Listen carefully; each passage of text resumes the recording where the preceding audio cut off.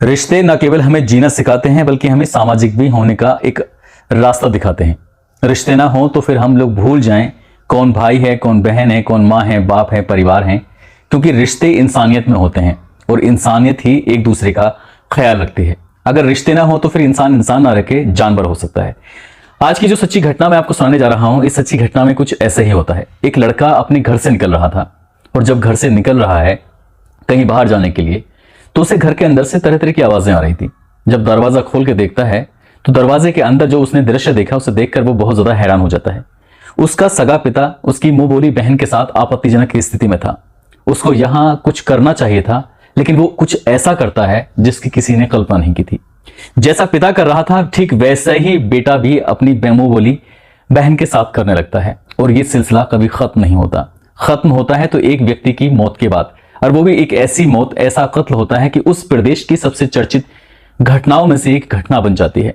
जब इस घटना का खुलासा होता है तो वाकई रिश्तों को शर्मसार कर देने वाली जो कहानी लोगों के सामने आती है, तो ऐसा लगता है कि जो लोग इतने बड़े बड़े होने का ढोंग करते हैं वो वाकई अंदर से कितने खोखले हो चुके हैं। आज की कहानी आपको परेशान कर सकती है, शर्मसार कर सकती है। आदाब, नमस्कार, सत श्री अकाल। मैं उस्मान सैफी। आज की जो सच्ची घटना मैं आपको सुनाने जा रहा हूं, ये सच्ची घटना है छत्तीसगढ़ प्रदेश का एक जिला है बिलासपुर और इसी का एक थाना लगता है सकरी। बात कर रहा हूं 14 दिसंबर 2022 की शाम लगभग 4:05 के आसपास की। एक व्यक्ति जिसका नाम संजू त्रिपाठी होता है, जिसकी उम्र लगभग 38 साल के आसपास, वो अपने फार्म हाउस से होकर अपने घर वापस आ रहा था। जो इसका घर होता है कुद्दू दंड में होता है। ये बिलासपुर की तरफ से आ रहा था। जो मुंगेरी रोड होता है वहां पर सकरी बाईपास की तरफ जैसे ही पहुंचता है तो स्पीड ब्रेकर की वजह से अपनी कार को थोड़ा धीरे कर लेता है।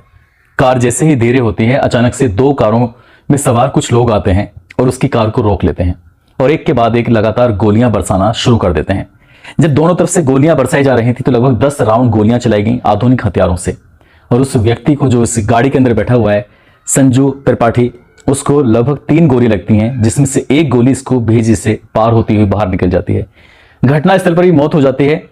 और जब ये गोलियां चल रही थी तो आसपास बड़ी संख्या में लोग इकट्ठा हो जाते हैं, अपनी आंखों से दृश्य देख रहे थे। लेकिन इन लोगों को देखने के बाद जिनके हाथ में आधुनिक हथियार थे, उन्हें देखकर वो कुछ कर नहीं पाते, कुछ कह नहीं पाते। सबके चेहरे ढके हुए थे। 2 अलग अलग गाड़ियों से वो हमला करने के लिए आए थे और वो अपनी अपनी गाड़ियों को लेकर वहां से भाग जाते हैं, फरार हो जाते हैं। ये सूचना पुलिस को मिलती है और पुलिस मौके पर पहुंच जाती है। यहाँ के आला अधिकारी, डॉग स्क्वाड से लेकर एफएसएल टीम और कई तरह की टीम थी, चाहे वो सर्विलांस की हो, सभी टीमों ने आकर अपने अपने स्तर से जांच करने की कोशिश की। लेकिन घटना स्थल पर पुलिस को ऐसा कोई सबूत नहीं मिला जिसके आधार पर यह कह सकें कि आखिरकार हत्या किस वजह से हुई है, किसने की है और क्यों की है। कई सवाल थे, न केवल अब ये जानना चाहते थे बल्कि अब ये खबर सोशल मीडिया के माध्यम से बड़ी तेजी के साथ लोगों तक पहुंच जाती है। और ये जब खबर पहुंचती है तो पता चलता है कि कांग्रेस के नेता हैं संजू त्रिपाठी, जो पूर्व में महामंत्री रहे थे, उनकी गोली मारकर हत्या की गई है। ये अपना आप में बड़ा सनसनीखेज हो जाता है। लेकिन इनके बारे में जब पता करने की कोशिश करती है पुलिस तो कई चौंकाने वाली बातें आती हैं, क्योंकि इनका जो लिंक था राजनीति के साथ साथ बदमाशी से भी था। कुख्यात बदमाश इन्हें कहा जाता था। साथ ही लूट हो, डकैती हो, हत्या हो, ऐसे कई मामले थे। लगभग 27 मामलों में ये इनके ऊपर मुकदमे चल रहे थे और हाल ही में ये अभी जेल में रह के आए थे। तो पुलिस ये समझ नहीं पा रही थी कि आखिरकार किसने हत्या की है और क्यों की है। जब स्थानीय लोगों से पूछा गया तो क्या मामला था, उन्होंने बताया कि 2 कार में अलग अलग बदमाश आए थे, सबके हाथों में हथियार थे।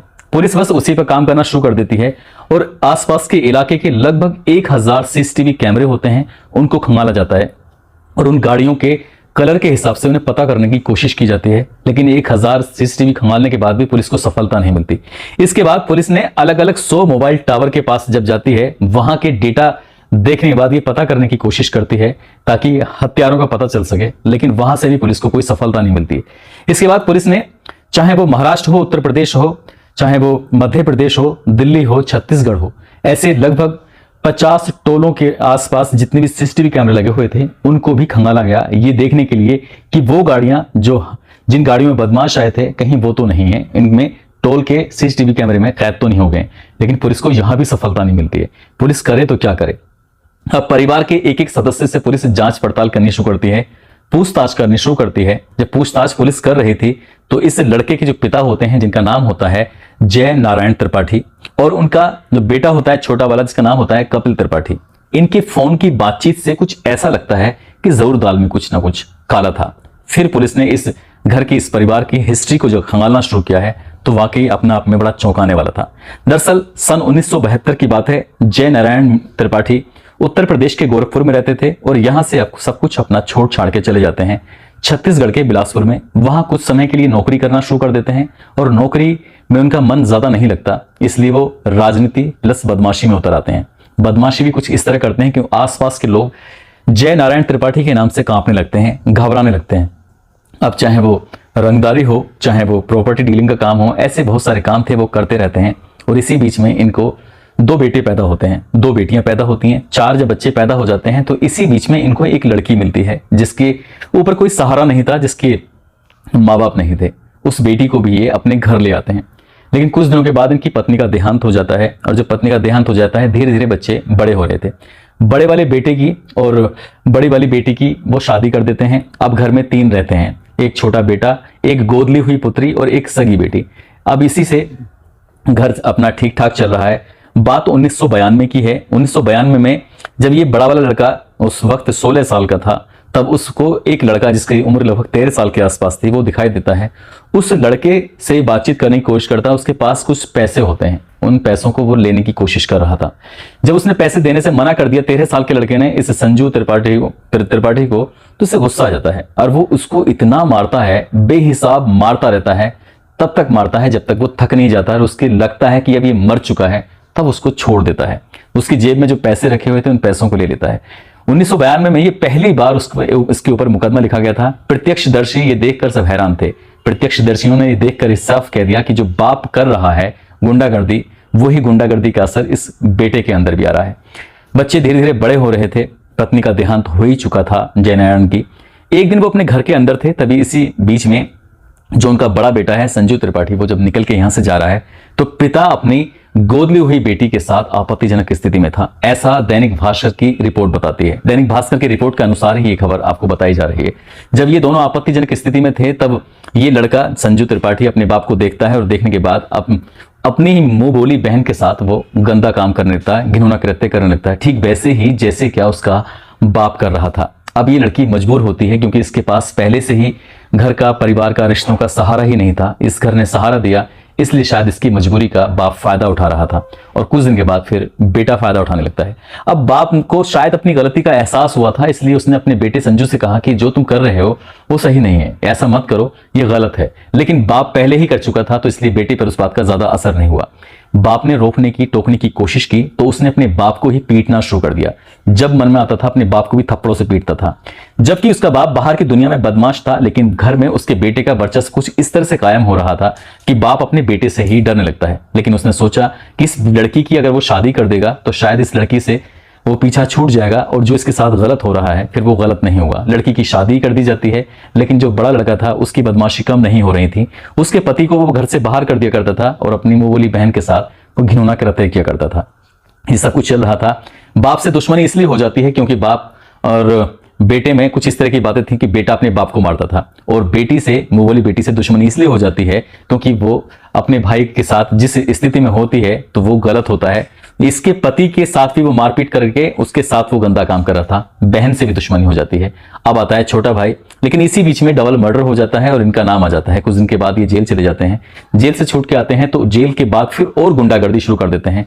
जमीनों पर कब्जा करने की बात हो या फिर ब्याज पर जो पैसा दिया है उसके बदले में कुछ ज्यादा इकट्ठा करना, तो गुंडागर्दी का जो दायरा था क्योंकि वो गुंडागर्दी के साथ साथ हिस्ट्री शीटर बनता चला जाता है और पहले वो बदमाशी करता है बाहर के लोगों के साथ, फिर बदमाशी घर में ही करना शुरू कर देता है।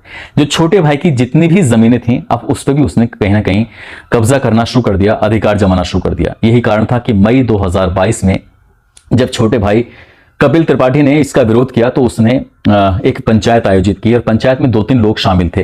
कपिल त्रिपाठी अपने एक दोस्त को लेके आया था जो खुद पुलिस में था और जब ये बैठ के बातचीत कर रहे थे तो उसने फरसा उठाकर सीधा अपने छोटे भाई के सर में मारा, जिससे वो गंभीर रूप से घायल हो गया। अब बीच बचाने के लिए जो पुलिस वाला कपिल का दोस्त आया था तो उसको भी उसने बेहिसाब तरीके से मारा।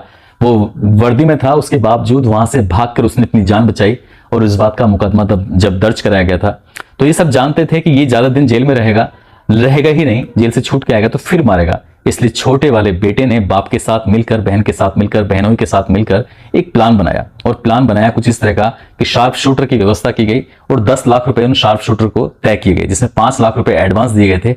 और 5 लाख रुपए एडवांस देने के बाद वो लगभग 1 महीने से रैकी कर रहे थे। और वो रैकी करने का अंतिम वक्त था 14 दिसंबर 2022 की शाम 4:05 पर।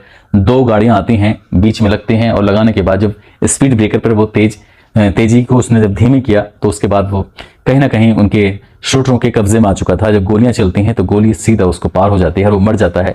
जब इस घटनाक्रम का खुलासा होता है, पुलिस इस घटनाक्रम का खुलासा करती है, तो ये तथ्य जब सामने आता है कि वो अपनी मुंह बोली बहन के साथ भी गंदा काम कर रहा था।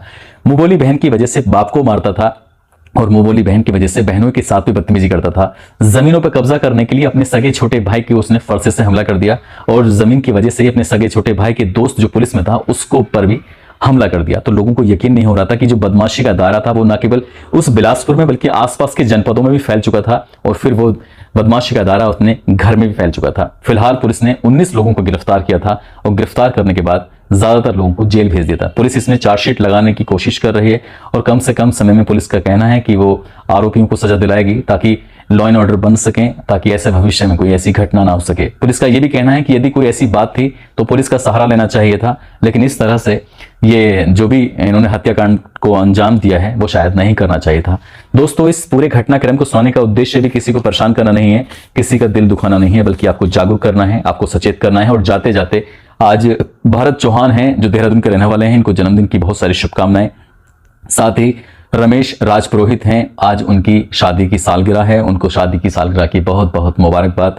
साथ ही कुछ लोगों ने नाम लेने की अपील की थी, जिसमें एहसान खान हैं, गणपत सिंह हैं, जयंत कुमार बसु हैं, गगन कुमार, शरीफ अंसारी, एजाज अहमद, मोहम्मद इस्ताख, श्रवण सिंह, तनुजा मंडल, सतीश प्रजापति, रामकरण, गुफरान सिद्दीकी, नागेंद्र सिंह, सुहेल सिद्दीकी, मधु कुमारी, कुंवर जय सिंह, मोहम्मद सरबर, उपेंद्र सिंह, जमीरुल इस्लाम, पंकज कुमार गुप्ता, प्रेम कुमार राय, किशोरी सिंह। आप सब लोग अपना ख्याल रखें, सुरक्षित रहें। जय हिंद, जय भारत।